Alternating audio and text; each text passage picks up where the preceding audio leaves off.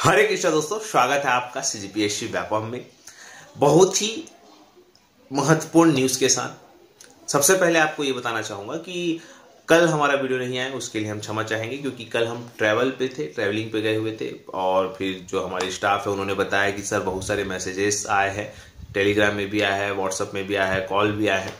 और फिर कुछ लोगों ने पूछा सर ये आज का दिन और ये थंब वाला क्या है, इसका मतलब कुछ है क्या, ऐसा करके बता रहे थे।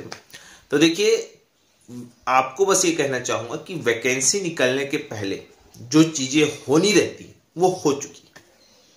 अब उसको परिणाम में परिवर्तित करने के लिए जो पूरा देखेंगे, फरवरी का मैंने आपको जैसा कहा है कि फरवरी का महीना भी नई भर्तियों के लिए रहेगा।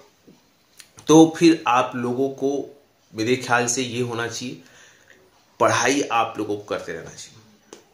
आपको सबसे अच्छी बात ये कह दिया सीजीपीएससी ने कि हम 1 महीने के भीतर एग्जाम कैलेंडर जारी हो जाएगा। अब बहुत सारे अभ्यर्थी पूछ रहे थे कि सर ये एग्जाम कैलेंडर क्या 3 साल का जारी होगा? भाई 3 साल का जारी नहीं होता एग्जाम कैलेंडर 1 साल का जारी होता है। और आपको ये बताना चाहूंगा कि जो एग्जाम कैलेंडर में 3 साल की जानकारी मंगाई गई ताकि उस पद को हर साल निकाला जा सके, जैसे कि राज्य सेवा परीक्षा हो गया, राज्य वन सेवा परीक्षा हो गया, राज्य अभियांत्रिकी परीक्षा हो गया। ये जैसे कि एग्जाम्पल मैं आपको एमपीपीएससी से देता हूँ।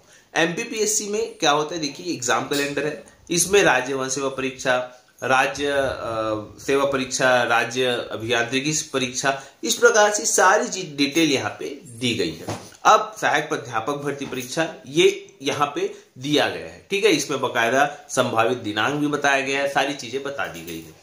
इस यहाँ पे भी छत्तीसगढ़ में भी ऐसी ही प्रकार का कुछ ऐसा ही यहाँ पे भी देखने को मिलेगा। यहाँ तो बहुत सारे पद है देखा जाए तो क्योंकि सभी विभागों को भेज दिया गया है, विभाग अपने अपने हिसाब से भेज रहे हैं। अब चूंकि आप देखेंगे कि छत्तीसगढ़ लोक सेवा आयोग एक संवैधानिक संस्था है। अब संवैधानिक संस्था के होने के नाते आप देखे होंगे कि 26 नवंबर को राज्य सेवा परीक्षा का नोटिफिकेशन भी जारी हो गया था, जबकि आचार संहिता चल ही रहा था कि नहीं। दूसरी बात, वहां पे आपका एग्जाम डेट भी डिक्लेयर कर दिया गया था। तो देखिए, नोटिफिकेशन निकलना और एग्जाम डेट डिक्लेयर होना, सीजीपीएससी चूंकि खुद संवैधानिक बॉडी है, इस वजह से यहाँ पे कोई भी दिक्कत नहीं होगी अगर आचार संहिता में भी नोटिफिकेशन आता है तो।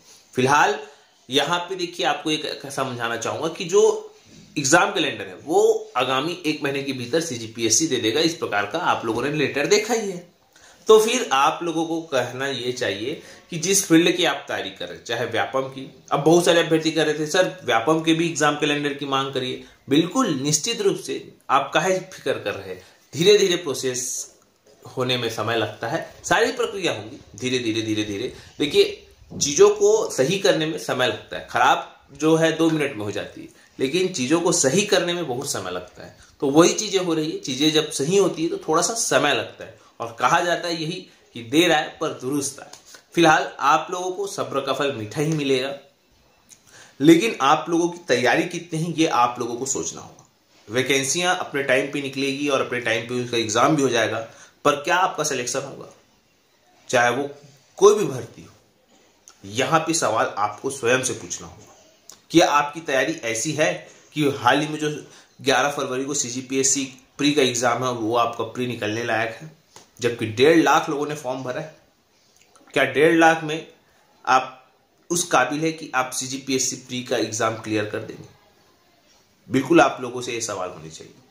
चलिए आज की खबर की बात करते हैं। तो आज जो है 11 बजे, करीबन 11 बजे से और लगभग 3 बजे, 2 टाइम में है, लंच के पहले लंच के बाद। तो लंच के पहले आदिम जाति एवं अनुसूचित जनजाति विभाग की समीक्षा बैठक स्वयं मंत्री जी करेंगे। अब आप सभी जानते हैं कि आदिम जाति अनुसूचित जनजाति विभाग में क्या चीजें हैं, ठीक है। तो फिलहाल 3 बजे होगा कृषि विभाग का, कृषि विभाग के अभ्यर्थी भी जानते हैं। तो अब आज जो है समीक्षा बैठक होगी, उसके परिणाम क्या होंगे वो भी हम आपको अपडेट दे देंगे। फिर बात करते हैं, आपके बहुत सारे अभ्यर्थी एवीएफओ के लिए 834 पदों के लिए मंत्रालय भी गए थे, वहां भी उनको अच्छा आश्वासन मिल गया। मतलब ये अभ्यर्थियों को देखो, अगर सबसे सटीक और सबसे सही कोई उपाय कर रहा है तो एवीएफओ वाले। उनको बोलते ना, जहां पे चीजें सही जगह कहां पे रखनी है उनको सब मालूम है, कहां पे रखनी है, कैसी रखनी है, किस स्थिति में रखनी है। वो सारे विभाग के मंत्री के पास चले गए, विभाग के सचिव के पास चले गए, वित्त मंत्री के पास चले गए और फिर मुख्यमंत्री के पास भी चले गए। मतलब सभी के पास चले गए, उप मुख्यमंत्री से लेके मुख्यमंत्री से लेके सारे, तो बचा कुछ नहीं है। अब उनकी जो आश्वासन दिया गया है वैकेंसियों के संबंध में, निश्चित रूप से उनकी 834 पदों पर वैकेंसी आएंगी। कहा जा रहा है कि 522 या 520 के आसपास भी आ सकते हैं या 834 भी आ सकते हैं। फिलहाल ये तो देखने वाली बात है, लेकिन चलिए, वैकेंसियां आप लोगों के लिए आश्वासन दिया है आप लोगों को, तो निश्चित रूप से बिल्कुल वैकेंसियां तो आएगी ही और आप लोगों को तैयारी अच्छे से करनी है। फिलहाल यही सब जानकारी के साथ आज का वीडियो यहीं तक। क्योंकि आज बजट भी है, तो बजट भी देखिएगा, केंद्रीय बजट में क्या मिलता है आप लोगों को। चलिए, वीडियो यहीं तक। आशा करता हूँ कि चीजें समझ आई होगी। वीडियो अच्छा लगा तो ज्यादा से ज्यादा लोगों तक शेयर करें, लाइक करें, सब्सक्राइब जरूर करें। वीडियो देखने के लिए धन्यवाद।